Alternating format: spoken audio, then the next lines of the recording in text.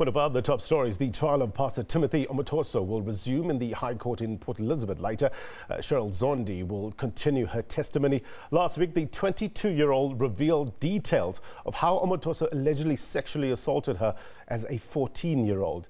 For background and what we can expect on the story, we're now joined live by reporter Jayed-Leigh Paulse, live in Port Elizabeth. Jayed-Leigh, thank you very much indeed for your time. Could you maybe firstly recap for us on this explosive evidence by the first witness last week? Very good morning to you, Blaine, and very good morning to the viewers back at home. This is the second day that Cheryl Zondi will take to the stands here at the Port Elizabeth High Court. Just looking back at her testimony last week, she detailed to the court how she came to know Pastor Timothy Omotoso. She also spoke about the fact that she was roped into the church, the Jesus Dominion International Church, by friends.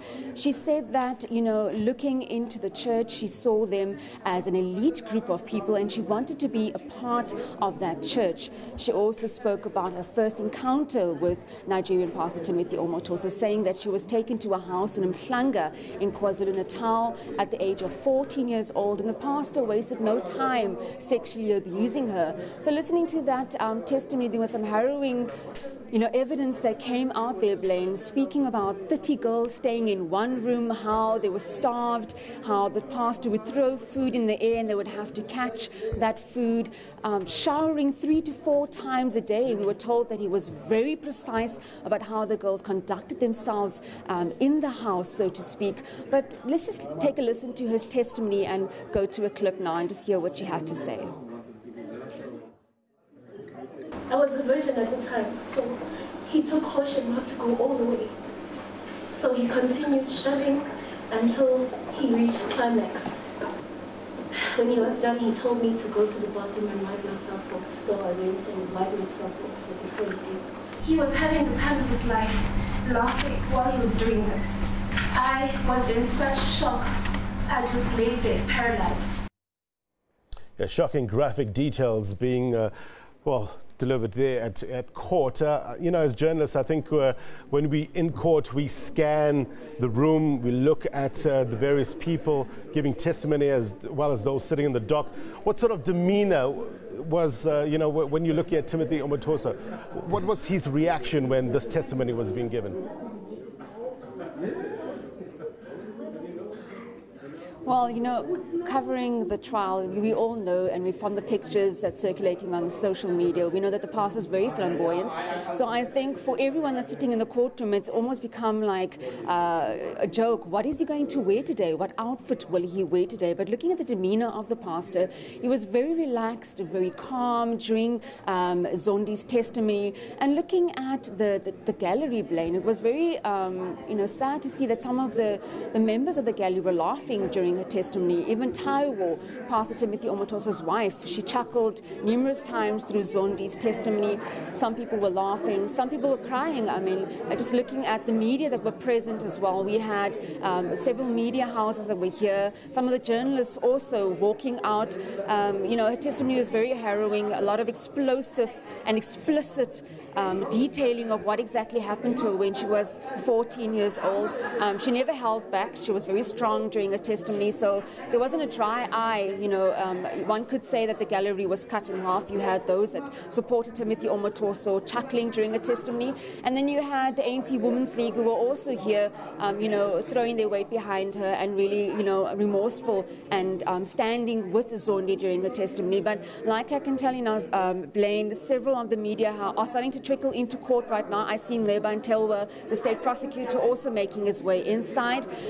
Several of the gallery members are also coming inside now. Pastor Timothy Omotoso's following, the Jesus Dominion International Church members, they are also here. So it's going to be very interesting to see whether Peter Doberman, the defense advocate, will continue. We are told that he will actually cross-examine Zondi today, or whether the state prosecutor still has further questions for Zondi, but we'll keep you up to date with that, Blaine. Yeah, you mentioned, the chuckling and sort of laughing in court. Is that the general sentiment among the congregants?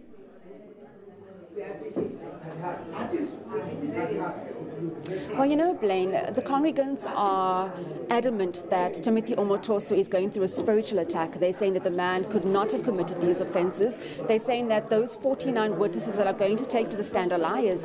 Some of the witnesses are previous members of the church who have been victimized by Timothy Omotoso. But generally, the congregants have been supporting Omotoso. We've seen this in his bail applications at the Port Elizabeth Magistrates Court. They've been standing outside chanting, throwing their weight behind the pastor. So they're basically saying this is a spiritual attack and that they're going to support Timothy Omotoso until the trial is over. And they're just saying that he couldn't have committed these offences. It's been very interesting to cover this court case as well, Blaine. I mean, last week, Thursday, we saw some of the congregants screaming when the moon appeared over the Port Elizabeth High Court. And they're saying that that was the pastor speaking to them, sending signals from inside court.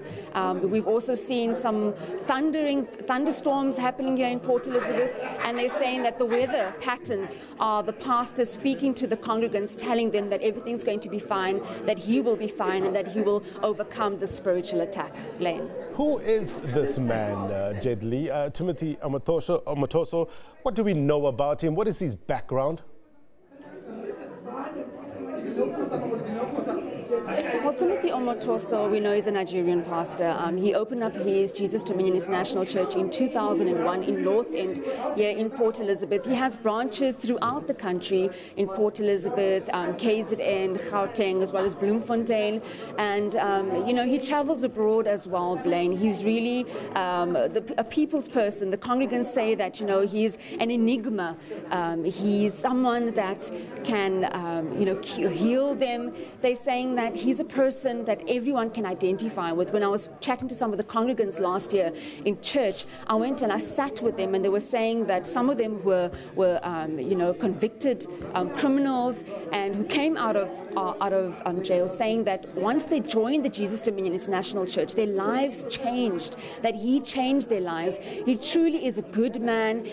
He's a people's person. He helps the community. He gives back to the community. So there really is quite a following. The pastor has quite a following, and I mean, his following expands overseas as well. We know that he goes to other countries preaching the word of God, and that he has quite a large following in London as well. So they're basically saying that this is a man of God, this is a Messiah, and he really has a very large following within the church. I mean, I can tell you now, just walking inside court, there were already congregants lining up, chanting, singing, and throwing their support behind him. But like I told you, he's got several branches across South Africa and a very large following. We can see the following as well expanding on social media. Several people coming out and saying that the pastor is innocent and he will overcome this trial. Jayed-Leigh, you know, looking at Cheryl Zondi's testimony, it's probably very difficult for her to be talking like this and it being broadcast to the world, in fact. How's she coping?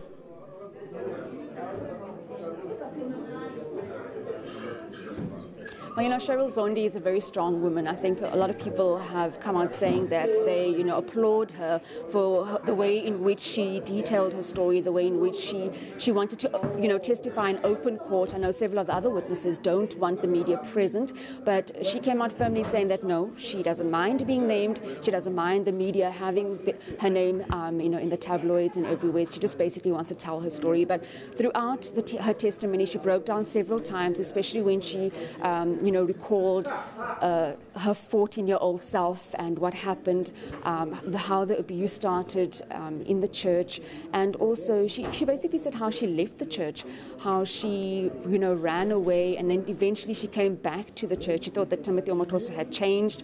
So she really is a strong person, Blaine.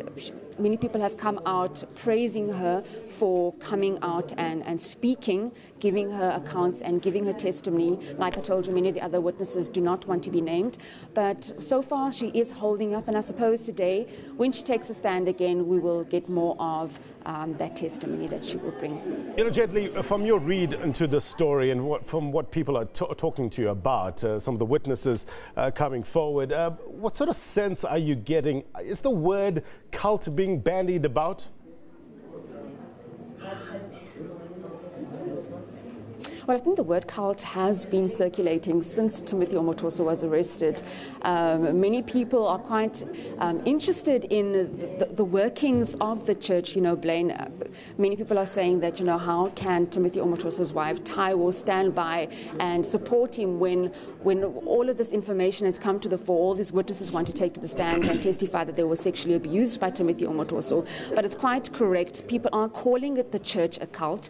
People are saying that, it's not a religious church, but it's more of a cult-based church. And the inner workings of the church speaks to that. I mean, like I said last week, many of the church congregants were screaming in the air when Timothy Omotoso was inside court, and when that moon appeared behind the Port Elizabeth High Court, they were saying that was actually Timothy Omotoso speaking to them. I mean, we've seen this kind of worshipping throughout the bail application process. Every single time he makes his way to court, and there's, weather patterns, different weather patterns, they're saying that is the pastor, that is Timothy Omotoso speaking to them and telling the congregants that everything will be okay.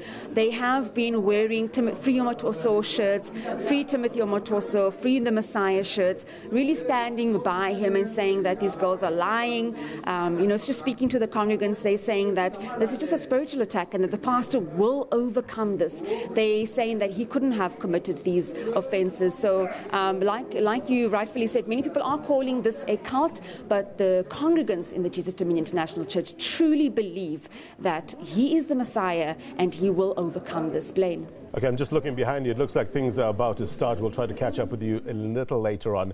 Jayed-Leigh Paulse live for us in Port Elizabeth. Thank you very much indeed for your reporting.